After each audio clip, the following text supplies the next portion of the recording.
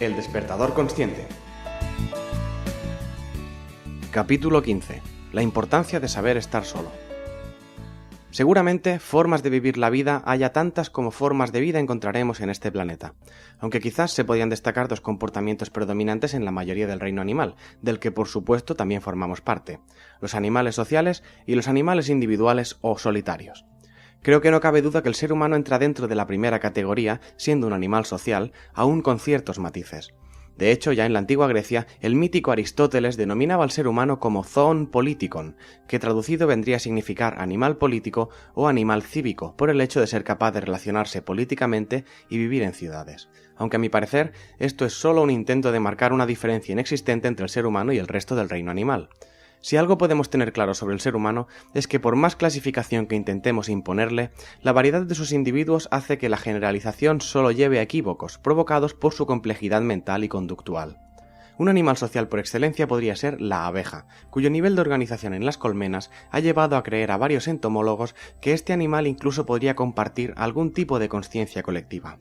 Cada individuo tiene su función y su rol, y lo tienen clarísimo, tanto que toda su vida gira en torno a ese desempeño y aparentemente no les resulta problemático en exceso sacrificar sus vidas por el bien de la comunidad. Quizás con la excepción de la abeja reina, se podría decir que no existen rasgos distintivos de personalidad, porque todo se basa en el trabajo por la subsistencia y el bien común. Otro ejemplo con un menor grado de colectividad, pero igualmente social, serían las ovejas. Viven en rebaños y también se establecen roles y lazos familiares. Los individuos mayores protegen a los más jóvenes y su concepto de defensa consiste en permanecer muy juntos, asegurando la salvación de la mayoría de integrantes del rebaño a costa de exponer las vidas de algunos miembros. Es decir, en un rebaño de ovejas, los que quedan en el límite exterior del rebaño serán las víctimas de los depredadores, pero los que quedan dentro se salvarán gracias a este sacrificio. Pero lo que creo que caracteriza más a cualquier animal social es que sabe que debe serlo porque tampoco tiene mucha más opción. Una abeja sola no podría sobrevivir mucho tiempo, lo mismo que una oveja en mitad de un bosque.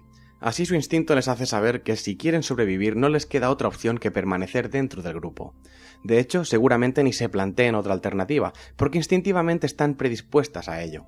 Teniendo en cuenta estas características, ¿creéis que el ser humano encajaría dentro de ese paradigma de animal social?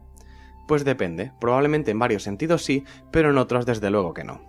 Expliquemos rápidamente qué caracteriza al otro tipo de animal que mencionaba al inicio, el animal individual o animal solitario. Por lo que se sabe hasta ahora, y sin ser yo un gran experto en zoología, un animal individual o solitario sería el leopardo, uno de los grandes felinos que roza el máximo en autosuficiencia.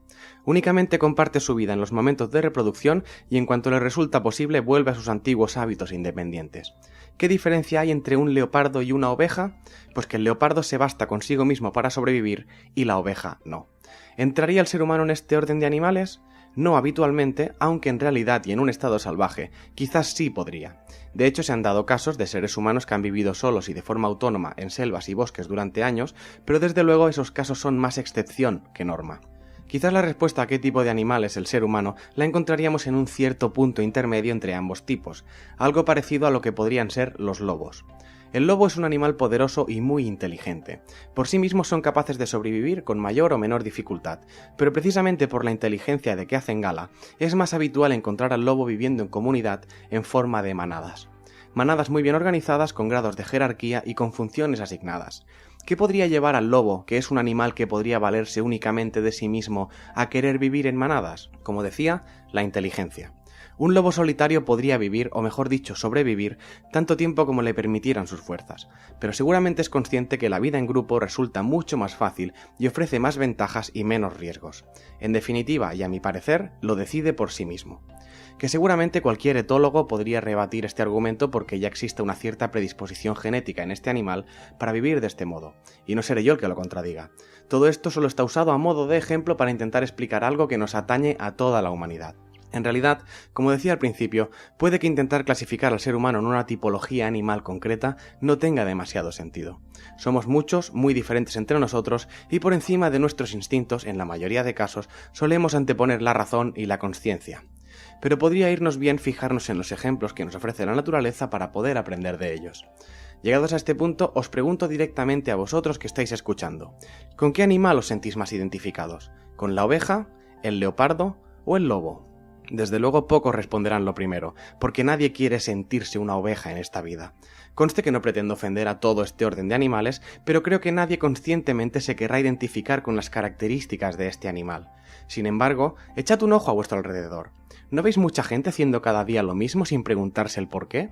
¿No conocéis gente que hace cosas que ni siquiera le gusta simplemente porque todos lo hacen? ¿No os habéis preguntado por qué tanta gente se comporta de ciertas maneras, sobre todo en público, cuando en la intimidad no tienen nada que ver con esas actitudes? Espero que la respuesta a estas preguntas, al menos a algunas de ellas, haya sido sí, porque si no, tengo malas noticias. Sois ovejas. Y repito que lo último que quiero es ofender ni a las ovejas ni a ningún ser humano, pero si vuestro comportamiento no difiere mucho del de estos animales en sus rebaños, pues eso es lo que sois. La pregunta quizás ahora debería ser, ¿os gustaría dejar de serlo? Que ojo, la respuesta aquí podría ser no, y no habría nada que reprochar. Al contrario, todos somos muy libres de elegir la vida que queremos y vivirla como nos plazca. Y de hecho tampoco encontraréis mucha oposición a seguir formando parte del rebaño. Sin duda, que seamos dóciles ovejitas es lo que sueñan cada noche todos los poderosos de este planeta, y lo que persiguen esos que aspiran a convertirse en los líderes del nuevo orden mundial. ¿Hay algo más dócil y más fácil de gestionar y manipular que un rebaño homogéneo que ni siquiera sabe que lo es? Desde luego que no. Por eso se esfuerzan tanto en ovejizarnos, y hay muchas maneras de empujarnos a ello. De base, puede ser cierto que un ser humano completamente solo es más vulnerable en todos los niveles que cuando está en grupo, pero ¿cómo podemos saber eso si la mayoría no han estado solos prácticamente nunca en toda su vida? Pues porque ya se encargan de que lo tengamos muy clarito. En películas y series, aquel que se queda solo siempre es el primero en caer. En las noticias, cuando alguien comete un crimen atroz, siempre remarcan mucho que el criminal vivía solo y no tenía contacto con nadie, como diciendo, si vivís solos os volveréis locos y os convertiréis en psicópatas. Si hasta hay una etiqueta para aquellos que no gustan de relacionarse demasiado con el resto de la humanidad, se les llama marginados, antisociales y demás descalificativos. Parece que te quieran dar a entender que es obligatorio relacionarte con los demás, y sí, desde luego considero que es una parte muy importante de la vida, pero no puede ser el todo. Es importante guardarte un poquito de tiempo para quedarte a solas contigo mismo, porque si no, puede que acabes conociendo a muchísima gente, pero difícilmente así tendrás tiempo de conocerte a ti mismo. Hay personas que necesitan quedar siempre con amigos, a todas horas, así como hay personas que no pueden estar sin pareja, van enlazando compañeros sentimentales como el que enlaza trabajos en diferentes empresas, y eso no puede ser sano, porque no te da margen a analizar los posibles errores que hayas cometido en el transcurso de la relación anterior y simplemente los repetirás en la siguiente, y en la siguiente, y en la siguiente. Pero es hasta comprensible que esto pase, porque la misma sociedad te empuja a seguir estas líneas de vida típicas de encontrar pareja y tener hijos, y si decides no ir por ese camino, la gente te acabará tratando como un paria. Las frases de quedarse para vestir santos o si no tienes hijos morirás viejo y solo son claros ejemplos de esto, como si morir solo fuera la mayor tragedia que te puede pasar en la vida. Es que en todo esto hay una ironía muy graciosa, porque en realidad todos, absolutamente todos, morimos solos, igual que nacemos. De hecho, en el reino animal hay muchas especies que se alejan del grupo al que pertenecen para morir, supongo que para poder hacerlo más tranquilamente, en total quietud y, más importante, evitando el trauma a aquellos que realmente les quieren. De hecho, la idea de querer tener una familia para que te acompañen en tu lecho de muerte o simplemente por tener a alguien que te llore cuando te vayas, más que algo bonito me parece un acto bastante egoísta. Quiero decir, formar tu propia familia debe ser algo maravilloso en muchos aspectos, pero el motivo para ello no debería ser para no estar solo. Se me ocurren 1000 motivos por los que tener hijos, pero en todos ellos ninguno es evitar la soledad. Eso a mi parecer es sencillamente ruin de cara a tus descendientes. Puede que la idea de morir solo dé un poco de miedo, pero a mí personalmente me da más miedo vivir una vida vacía, sin sentido y que no he elegido yo, que la propia muerte. A las élites les encanta el juego de ovejizar. Nos dicen qué ropa debemos llevar, qué tipo de actitud debemos tener ante la vida, a qué debemos dedicar nuestras vidas, qué programas de tele ver, qué metas debemos intentar alcanzar. Nos dicen todo lo que debemos hacer, pensar y creer. ¿Hay solución a esto? Desde luego, y como reza el título del podcast, solo se puede conseguir mediante el despertar de la conciencia. Pero antes de eso, debes empezar por conocerte a ti mismo de verdad, si no tampoco sabrás que hay que despertar. Obedecer al sistema en sí mismo no es malo, hacerlo es perfectamente lícito, pero que sea siempre de manera consciente, por nuestra propia decisión, no por no darnos cuenta de lo que está pasando. Aunque de hecho es la manera más fácil de vivir la vida, siendo una oveja más sin saberlo. Pero también existe un cierto riesgo en ello. Como explicaba antes, si tienes suerte y te toca estar en la parte central del rebaño, probablemente puedas vivir con comodidad y calma el resto de tu vida, pero ten claro que eso se hace solo a costa de aquellos que quedarán al margen y que serán los siguientes sacrificados para que tu status quo se pueda mantener. ¿Dónde está el riesgo entonces? En que algún día podrías ser tú el que quede en los márgenes del rebaño y te toque a ti ser la víctima del depredador de turno. Cuando eso ocurra, no te gustará, pero más importante aún, no creo que tengas derecho a quejarte de tu suerte, porque mientras eran otros los sacrificados, no había queja por tu parte. Alguien podría pensar que quizás para evitar el riesgo de la alienación del rebaño, la solución sea convertirse en un animal solitario, en una especie de leopardo. Y bueno, tal vez esa sea una opción, pero también entraña riesgos. Todo pasará a depender de ti y cuando te equivoques no tendrás a nadie que acuda en tu ayuda, y por descontado, no tendrás a nadie a quien culpar de tu desgracia. Por no mencionar que no todo el mundo puede ser un leopardo, de hecho, pocos humanos podrían conseguirlo realmente. Y todo eso sin mencionar que un leopardo joven en el apogeo de su estado físico es un ser fantástico, pero hasta los leopardos, por muy poderosos que sean, también se lesionan, enferman y por encima de todo envejecen. Además, que si decides salirte del rebaño convertido en un leopardo, si por algún casual de la vida decides volver, lo más probable es que solo encuentres sitio en los márgenes y no tardes mucho en ser uno de los miembros sacrificados. ¿Hay solución? Por supuesto, aprender de los lobos, y por esto mismo viene el título del capítulo. Es muy importante aprender a estar solo. ¿Quién puede entender mejor el valor de pertenecer a un grupo que aquel que ha entendido verdaderamente lo que es la soledad? Y no se trata de conocer un extremo para apreciar el otro. De hecho, aunque suene contradictorio, es imprescindible tener la capacidad de estar y vivir realmente solo para poder llegar a estar bien cuando te rodeas de otra gente. Y esto es aplicable a todas las relaciones humanas, laborales, de pareja, de amistad.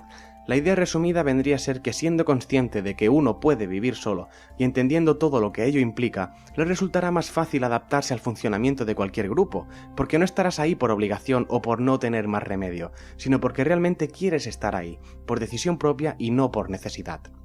Y esta es una lección que yo aprendí a base de varios fracasos sentimentales.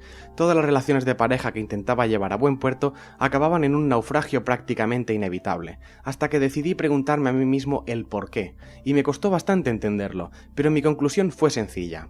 ¿Cómo puedo aspirar a estar bien compartiendo la vida con alguien si no soy antes capaz de estar bien conmigo mismo? Y así empecé un proceso en el que me dediqué a explorar mis adentros, mis miedos, mis traumas, y poco a poco pude ir entendiendo lo que necesitaba para poder compartir la vida con alguien. Llegados a este punto del capítulo ya no hace falta pensar en ovejas, ni en leopardos, ni en lobos. Debemos hablar de cómo somos las personas. Muchos se adaptan rápido a la vida pastoril en el rebaño porque eso les permite seguir funcionando sin tener que preocuparse de lo que les pasa por dentro.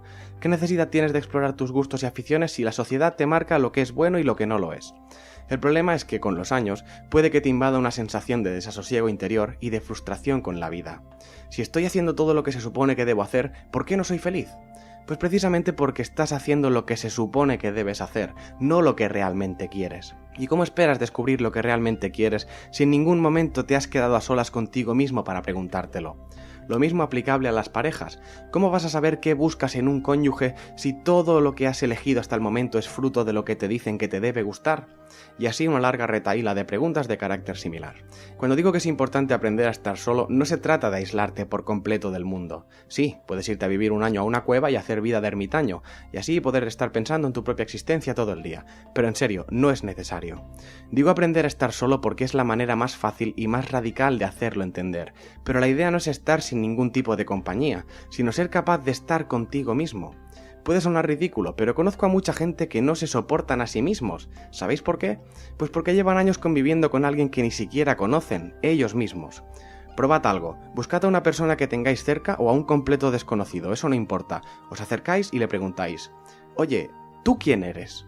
Y suele ser divertido porque la respuesta acostumbra a ser: pues yo me llamo fulanito de tal y soy arquitecto. No, perdona, no te estoy preguntando cuál es tu profesión o qué haces para ganarte la vida. Te pregunto quién eres. Y no lo saben, casi nadie lo sabe en realidad. ¿Por qué? Pues porque nunca se lo han preguntado de verdad. Tampoco se nos puede culpar, no nos han enseñado algo tan sencillo como eso. En el colegio te enseñan que debes cumplir una función, aún con la suerte de que tienes cierto margen para poder elegirla tú mismo. Y entonces toda tu vida se basa en conseguir convertirte en eso. En un arquitecto, por ejemplo. El problema es que tal vez cuando lo acabes consiguiendo, solo tendrás eso, solo serás un arquitecto. Del mismo modo que en una colmena hay abejas obreras, abejas recolectoras y zánganos. No saben quiénes son, no tienen identidad, solo son una función en la vida, y ya. Por suerte no somos abejas y podemos cambiar eso. Ojo, ya aviso que no es una pregunta fácil de responder. Probablemente sea la más difícil de responder de toda tu vida. Quizá incluso toda tu vida consista en llegar a ser capaz de responder esa pregunta de quién eres realmente. Y eso es maravilloso al mismo tiempo que aterrador. Es importante aprender a estar solo porque de ese modo no tendrás más remedio que acabar haciéndote esa pregunta, porque no tendrás a nadie más que la pueda responder por ti, que sin duda es el camino fácil. Pero como decía, aunque estar completamente solo una temporada puede ser una medida efectiva, es innecesariamente extrema. Si tenemos toda la vida para responder a esa pregunta, tampoco hace falta que podamos responderla de hoy para mañana.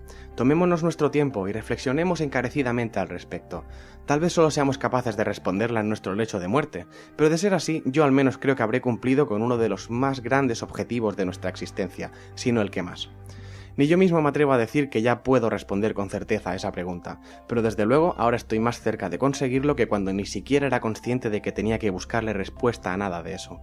Y está siendo ese proceso el que creo que me está permitiendo hacer la conversión de oveja a lobo, convirtiéndome en un ser que ha entendido que puede hacer su vida perfectamente solo sin ayuda de nadie, pero al mismo tiempo dándome cuenta de que no hay nada más bonito que formar parte de algo por voluntad propia, y al mismo tiempo poderme beneficiar de todas las ventajas que eso incluye.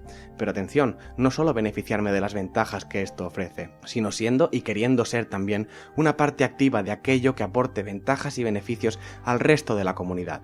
Es decir, partir del individualismo de cada uno para formar un todo más grande, pero no porque no tengamos más remedio o porque no se nos haya ofrecido otra opción, sino por ser conscientes de que eso es lo mejor para todos y que se convierta en algo que realmente queremos ser y vivir. ¿Oís eso?